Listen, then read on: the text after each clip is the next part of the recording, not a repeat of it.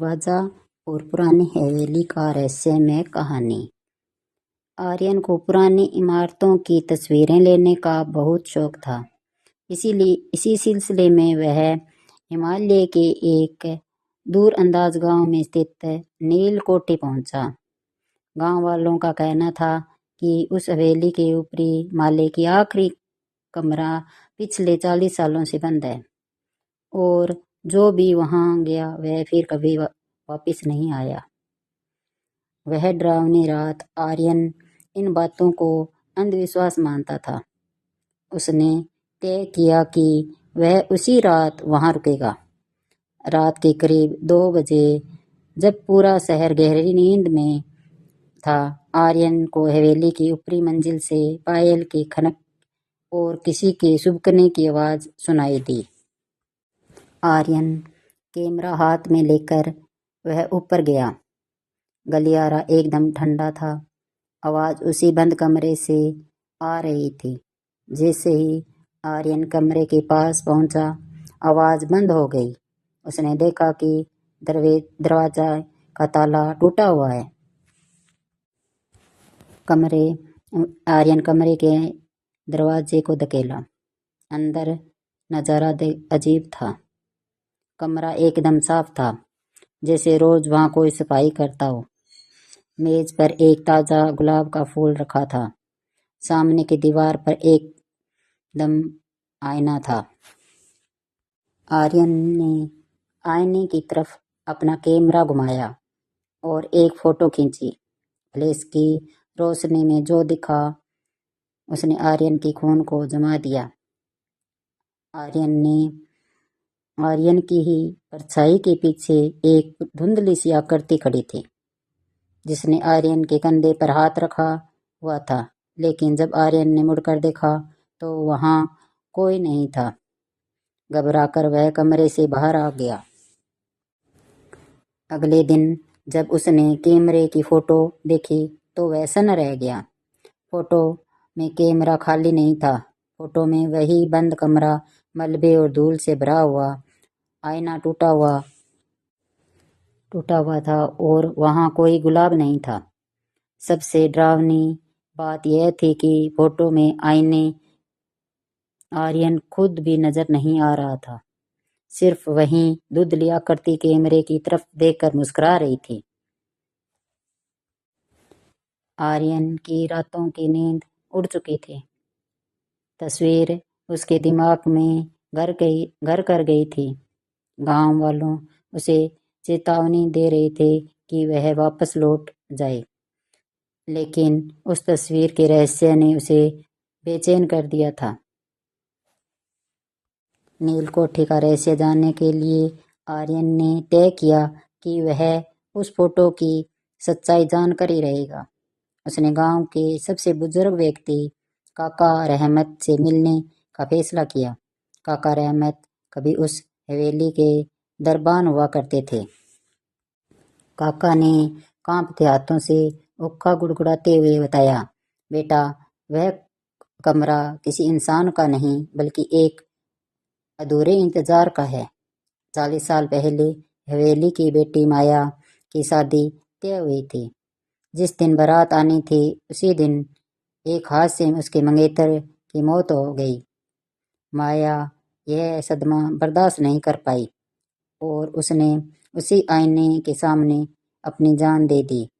काका ने धीमी आवाज में आगे कहा, वह आवाज आज भी उस आईने में सजती है और हर उस शख्स को अपना मंगेतर समझ ले बैठती है जो उस कमरे की दहलीज पार करता है। आर्यन को लगा कि अगर वह उस आईने को तोड़ दे तो शायद यह सिलसिला खत्म हो जाए। वह कुल्हाड़ी लेकर फिर से हवेली पहुंचा।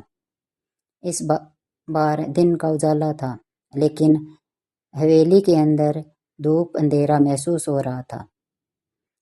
जैसे ही वह उस कमरे में दाखिल हुआ, उसे वही गुलाब की महक आई, लेकिन इस बार आईना धुंधला नहीं था।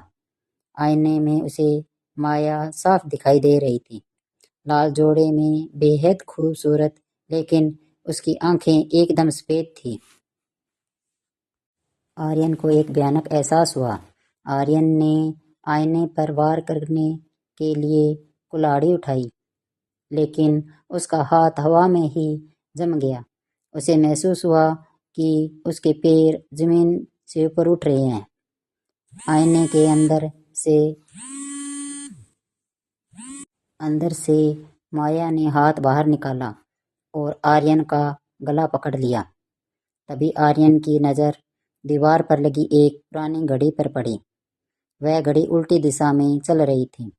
उसे समझ आया कि उस कमरे के अंदर समय का कोई वजूद नहीं था।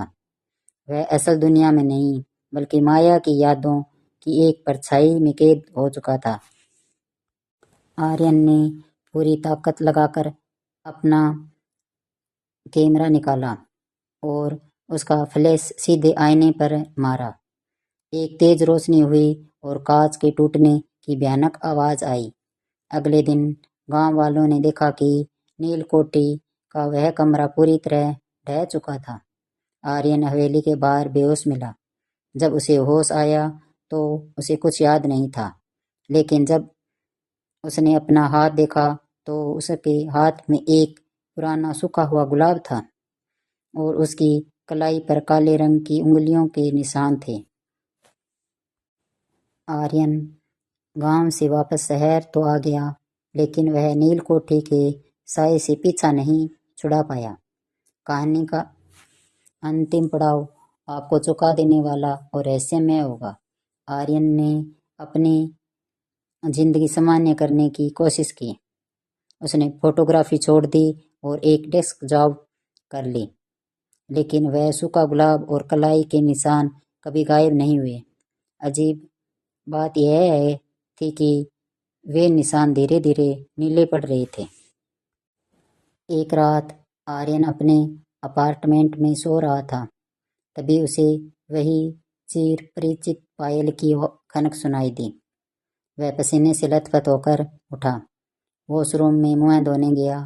जैसे ही उसने बेसिन के ऊपर लगे आईने में देखा, उसकी चीख निकल गई। आईने में उसे अपना चेहरा दिखाई नहीं दे रहा था। आईने के अंदर वही नीली कोठी का खंडर कमरा दिख रहा था। वह समझ गया कि आईना तोड़ने से माया खत्म नहीं हुई थी, लेकिन वह अब आईने के जरिए इस दुनिया में आने का रास्ता ढूंढ रही थी। तभी आर्यन को याद आया कि उसने उस दिन हवेली में जो आखिरी फोटो खींची थी, उसे कभी ठीक से डेवलप नहीं किया था। उसने कांपते हाथों से अपना पुराना डिजिटल कैमरा निकाला और उस फोटो को जूम किया। जूम करते करते उसकी नज़र उस धुंधली आकृति माया के गले पर पड़ी। माया ने एक लॉकेट पहना हुआ था जिसमें एक तस्वीर थी। जब आर्यन ने उस तस्वीर को जूम किया तो उसके पैरों तले जमीन खिसक गई। उस लॉकेट के अंदर वाली तस्वीर में कोई और नहीं बल्कि खुद आर्यन था, लेकिन वह तस्वीर 40 साल पुरानी ब्लैक एंड वाइट फोटो थी। अचानक आर्यन को सब समझ आने लगा। वह कोई राहगीर नहीं था, वह उसी मंगेतर का पुनर्जन्म था जिसकी मौत 40 साल पहले हुई थी। माया उसे डरा नहीं रही थी, वह उसे वापस बुला रही थी। तभी कमरे की बत्तियां टिमटिमाने लगी। दीवार पर टंगी घड़ियां उल्टी घूमने लगी, ठीक वैसे ही जैसे हवेली में हुआ था। आर्यन की कलाई के निशान अब गहरे घाव बन चुके थे। उसे लगा जैसे कोई अदृश्य शक्ति उसे आईने के अंदर खींच रही है।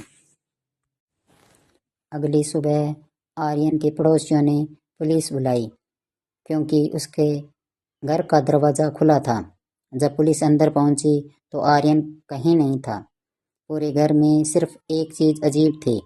बाथरूम के आईने पर खून से लिखा था, वादा पूरा हुआ।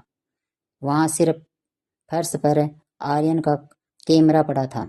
पुलिस ने जब अंतिम फोटो देखी तो उसमें नीलकोठी के उसी मलबे वाले कमरे में आर्यन और माया एक साथ खड़े थे। दोनों मुस्कुरा रहे थे और आर्यन के हाथ में वही ताज़ा गुलाब था।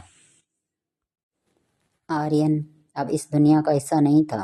वह उस कमरे का हिस्सा बन चुका था जिसका दरवाज़ा अब हमेशा के लिए बंद हो चुका था। कहानी कैसी लगी, अच्छी लगी तो लाइक और सब्सक्राइब कीजिए। कमेंट में कहानी के बारे में ज़रूर बताइए।